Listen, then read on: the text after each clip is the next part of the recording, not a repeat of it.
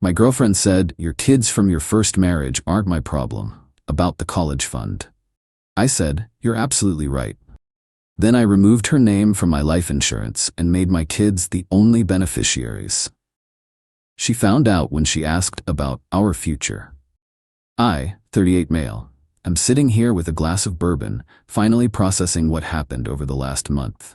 Been with Jessica, 32, for 3 years. Living together for the last 18 months. I have 2 kids from my first marriage, Tyler, 14, and Emma, 12. Their mom passed away from cancer 4 years ago, so it's just been us 3. Jessica knew my kids from day one, met them after 6 months of dating. Everything seemed fine. She wasn't trying to be their mom, just friendly. Kids were cautiously optimistic about her. We all settled into a comfortable routine. Here's where things went sideways. 2 months ago, Tyler started looking at colleges. Kids brilliant, straight A's, robotics club, the works. We were going through potential schools when Jessica walked in. She asked what we were doing. I explained we were planning college visits for next summer. She laughed. Actually laughed. "You're not seriously thinking about paying for his college, are you?" Me? "Of course I am. I've been saving since he was born." "That's like what, 80 grand minimum? For both kids? You could buy a vacation home with that." Tyler just stared at her. Emma was doing homework at the kitchen table and went completely still. "Me, the college funds aren't negotiable. They've been set up since before their mom died." "Well, what about our future? What about when we have kids?" "What about it? I'll save for them too." "But Tyler and Emma aren't even." She stopped herself, but the damage was done. "Me, aren't even what?" "Look, I'm just saying, your kids from your first marriage aren't my problem. That money could go toward our wedding, our house, our actual future together." The room was dead silent. Tyler grabbed Emma and they went upstairs. I heard Emma crying. I stayed calm, deadly calm. "Me, you're absolutely right. They're not your problem." She smiled, thinking she'd won. "Exactly. I knew you'd see reason." "Me, no, Jessica. You're right that they're not your problem. They're my priority, and if you see them as problems rather than my children, then we have nothing to discuss." The next morning, while she was at her Pilates class, I made some calls. First call. My insurance agent. Removed Jessica as beneficiary on my life insurance policy. Made Tyler and Emma sole beneficiaries with my brother as trustee until they're 25. Second call. My lawyer. Started reviewing what exactly Jessica's legal standing would be if something happened to me. Spoiler alert, as a girlfriend, basically none. Third call. My financial advisor. Moved the kids' college funds into education trusts that only I can access. Not that she ever had access, but I wanted them ironclad protected. Fourth call. My brother. Explained the situation. He agreed to be the kids' guardian if anything happened to me. Jessica had been hinting about getting engaged. She'd even shown me rings. I'd been considering it, honestly. Had even set aside money for a ring. That money just went into Emma's college fund instead. She didn't notice anything for 2 weeks. Life went on. She kept making little comments though. "Tyler doesn't really need an expensive school. Community college is just as good. Emma might not even want to go to college." Each comment just reinforced my decision. Then came the conversation. Update 1. Last weekend, Jessica decided we needed to talk about our future. She'd made a whole presentation. I'm not kidding. PowerPoint and everything. House options, wedding venues, timeline for kids. "Jessica, so I've been thinking about our 5-year plan." She pulled up her laptop.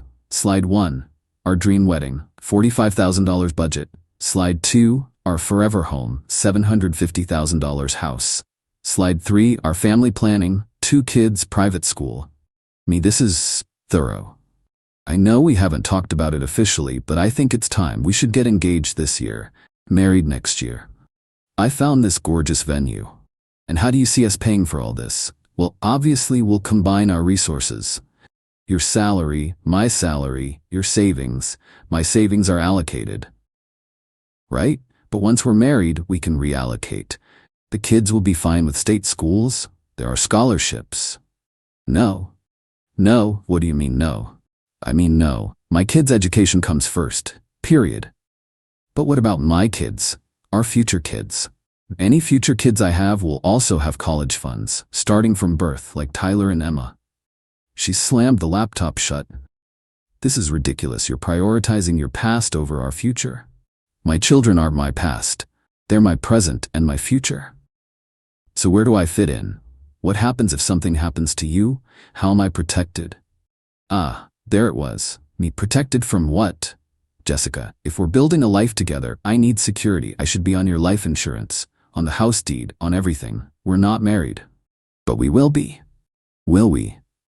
She stared at me. Are you seriously questioning our relationship over money? I'm questioning our relationship because you called my children not your problem. I apologize for that. She hadn't, actually. When? Look, I didn't mean it that way. How did you mean it? She couldn't answer. That night, she called her mom.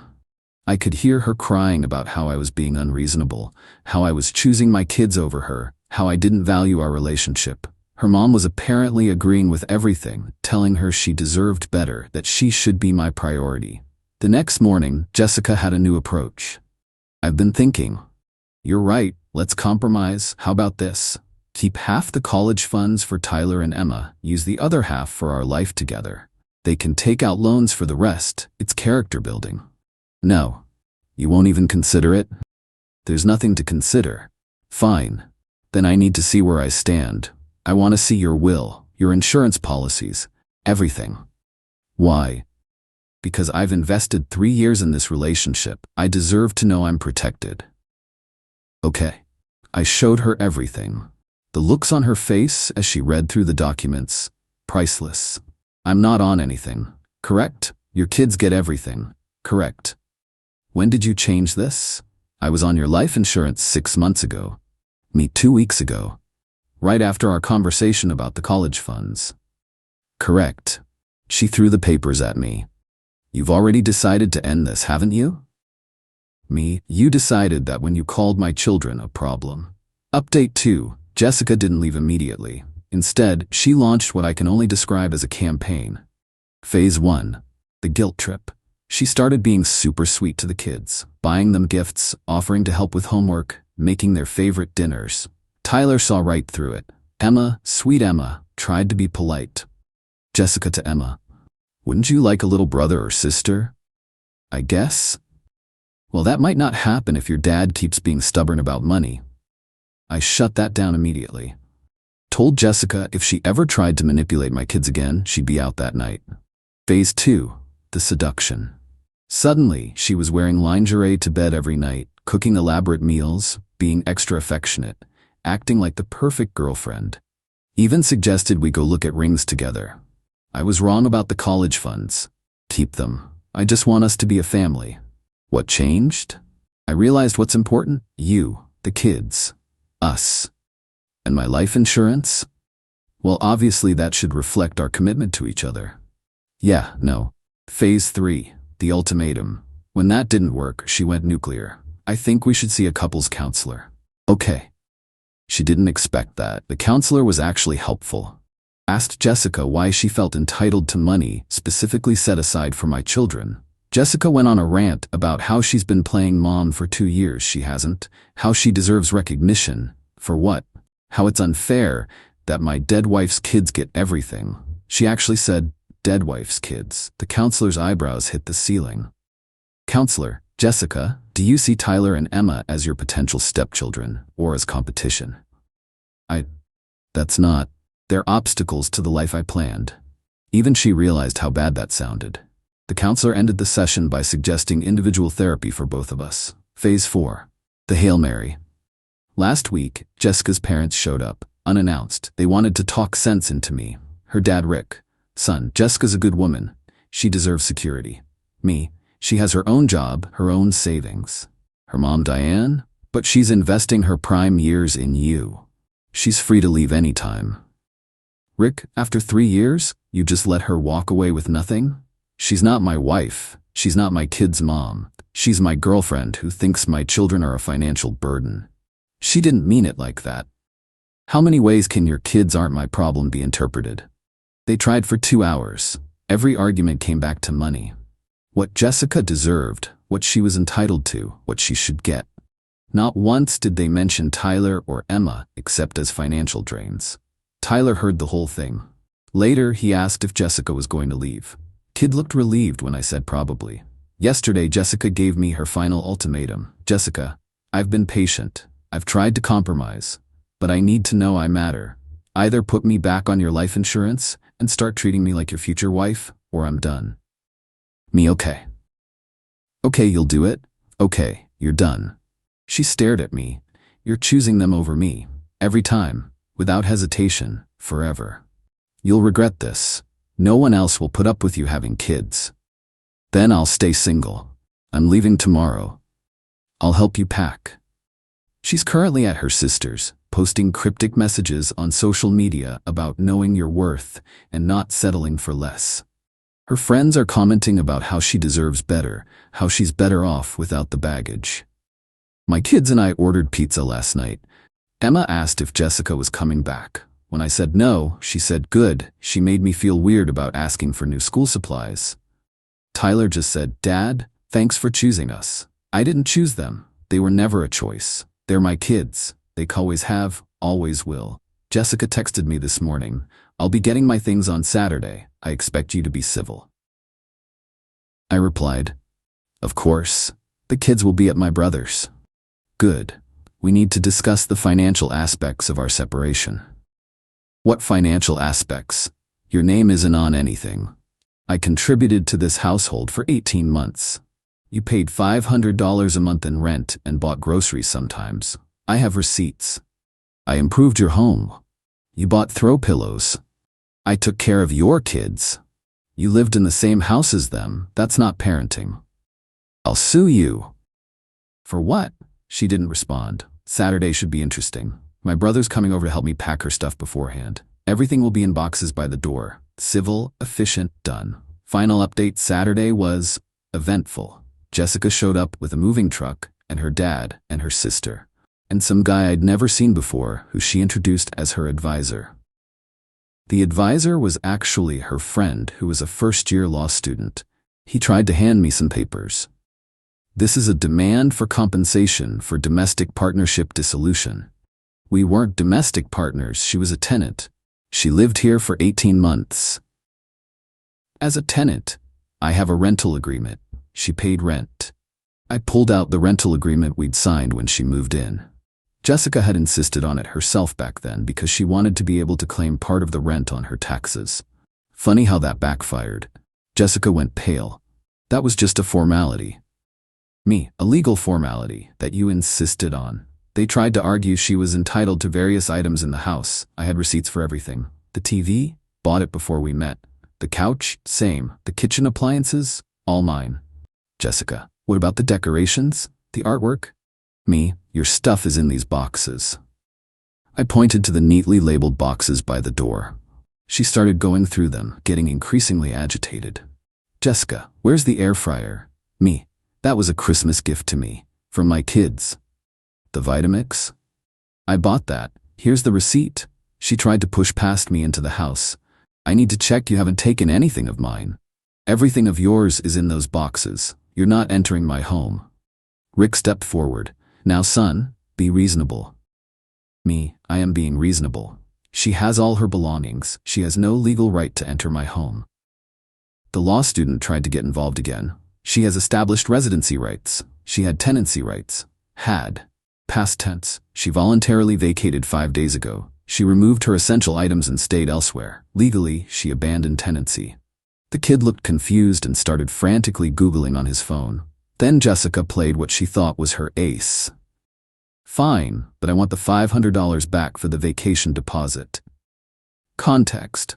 6 months ago, she'd put a deposit down for a couple's resort vacation for my birthday. My 39th birthday is next month. The non-refundable deposit for the trip you booked without asking me? I was trying to surprise you. With a trip to a couple's resort during Tyler's robotics championship, which I told you about 8 months ago. She had no response to that. Then came the real kicker. Her sister Melissa decided to chime in. Melissa, you know she turned down Kevin for you, right? Who's Kevin? The surgeon she was dating before you. He was going to propose. She chose you instead. Melissa, shut up. He has his own practice now. Just bought a house in the hills. No kids either. Jessica turned on her sister. Why would you say that? Melissa, because you're embarrassing yourself. You knew he had kids. You knew they were his priority. You thought you could change him. The truth comes out. Rick tried one more time. What about all the time she invested? She made a choice. I didn't force her to stay. She knew my priorities. The law student finally looked up from his phone. Jessica, he's right about the tenancy thing. They loaded the boxes. As they were leaving, Jessica turned back one last time. Jessica, you're making a huge mistake. No woman will want a man who puts his kids first. Me? Then I'll stay single. They're not even yours biologically. Your dead wife probably cheated. Record scratch. Everyone froze. Even her family looked horrified. Me, very calmly, get off my property. Rick actually apologized as they left. That was uncalled for. I'm sorry. After they left, I called my brother to bring the kids home. Tyler had been worried I might cave. Emma just wanted to know if her room was safe. Jessica had once suggested converting it to an office. Plot twist. Kevin, the surgeon ex? He messaged me on social media that night. Kevin, hey man, heard you dodged the Jessica bullet. Drinks on me if you want to compare notes. Turns out Jessica pulled the same thing with him. Tried to get him to put her on his house deed after a year of dating. When he refused, she gave him an ultimatum. He chose the house. We actually did get drinks. Kevin's a good dude. He told me Jessica has a pattern. Finds successful single guys, moves in quick, then tries to secure assets. She'd done it at least twice before us. Kevin, the kids thing is new though, shows she's escalating. Me, or desperate. She's 32 and her plan isn't working. Thank God for that. It's been a week now. The house is peaceful. Tyler's back to focusing on his robotics. Emma's not walking on eggshells anymore. Jessica unblocked me yesterday just to send one last message. I hope you're happy dying alone. I replied, I'm not alone. I have my kids. Then I blocked her. The college funds are safe. The kids are happy. The throw pillows are gone. Small victories. And Tyler's robotics team just qualified for state championships. Jessica was right about one thing. The kids aren't her problem. They're my privilege. And anyone who doesn't understand that doesn't deserve a place in our lives. Oh, and that vacation deposit? It was actually refundable with 30 days notice. I called the resort, got the money back. It's going into Emma's college fund. Because that's what parents do. We choose our kids every time.